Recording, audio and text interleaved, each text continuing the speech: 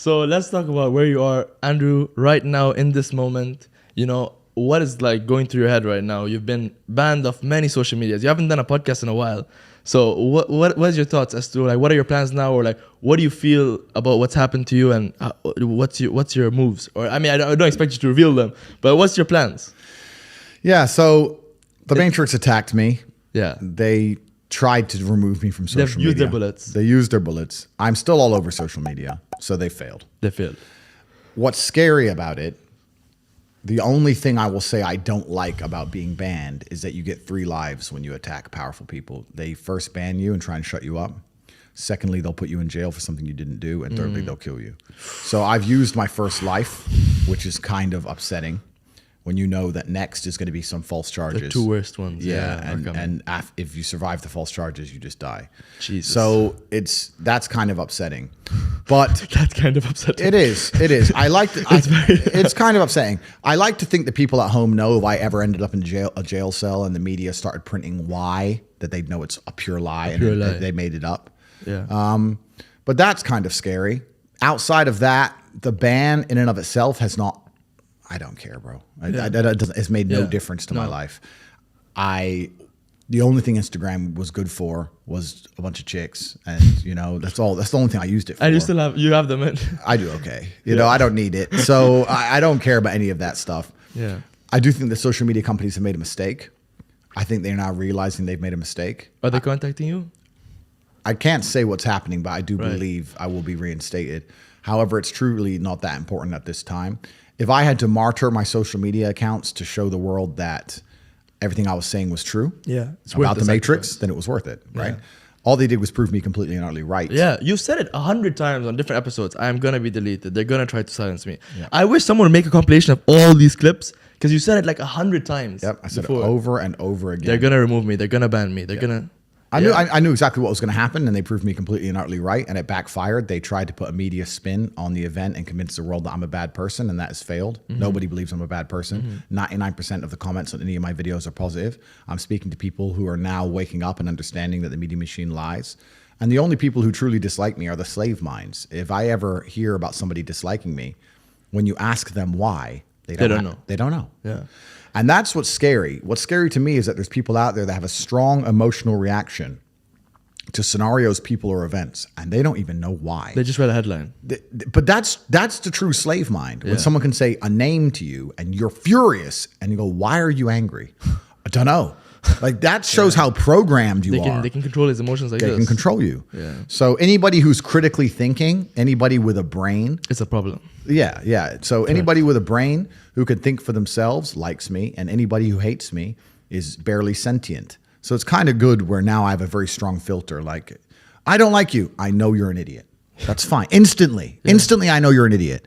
Oh, bro, I love your work. A person who thinks. So it's kind of convenient. It's kind of convenient to instantly filter, you know, my life. But I must have been approached by 100,000 people as I walked the street, and I've never had anybody say anything negative to me on the street ever. Male, female, old, young, never. Everybody, including women, love me. They all say you're saying the truth. You're doing such important work. I've never had anything. I've seen a video. A video came out. This woman, she was like, whatever you want to say about Andrew, you can say it. But who are the mentors that the youth have today? Or is it the rappers that are all on drugs and all like overdosing, which is very tragic? But which mentors do the youth have today that they can look forward to that says, you know what, it's not cool to do drugs. It's not cool to just party. It's cool to work and to sacrifice and to put your goals as number one and actually like, you know what I mean? Like grind towards something, have goals and chase them. But that's done on purpose. Yeah. The mentors, the idols, the icons that they purport to the youth via the Matrix are degenerate. Because they want a degenerate class of semi-miserable, sad people. Yeah. You're never going to be truly happy in your mind if you go against the teachings of God. I don't care how much money you make. If you're a bad person, you're not going to feel happy.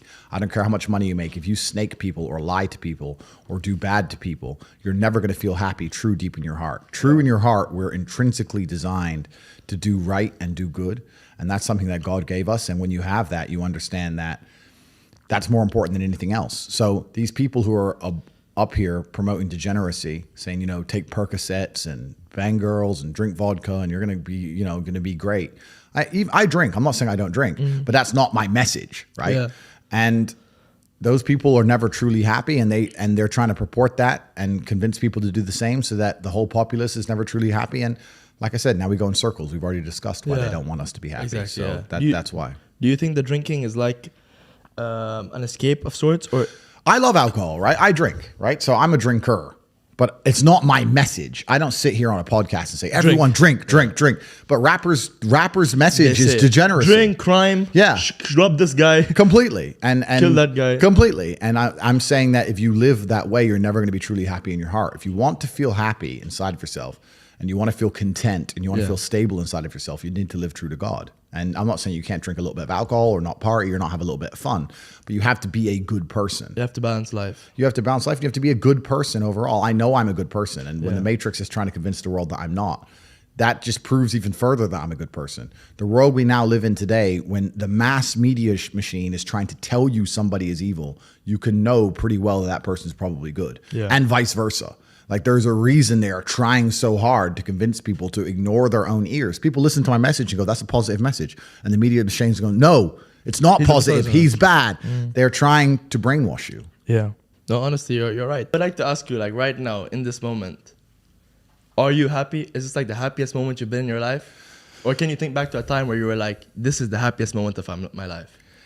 I don't believe in the societal paradigms in which they have tried to construct this idea of happiness. I don't believe or subscribe to the way that happy and sad is currently understood by the masses of the population. I think if you are anything less than absolutely distraught, you are happy. You're a version of happy. It's like saying gray is a version of black, right? No matter how light the gray is, you can still call it a version of black.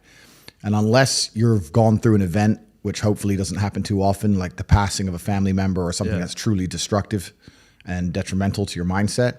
Besides these events, which hopefully only happen a few times in your life, you should be happy. If you're not crying or paralyzed in silence due to the absolute magnitude of a detrimental circumstance or the absolute magnitude of a negative event, then you are a version of happy. So I am always happy is the short answer. I don't believe in not being happy. I don't believe in not saying to myself I'm happy. I'm always a version of happy.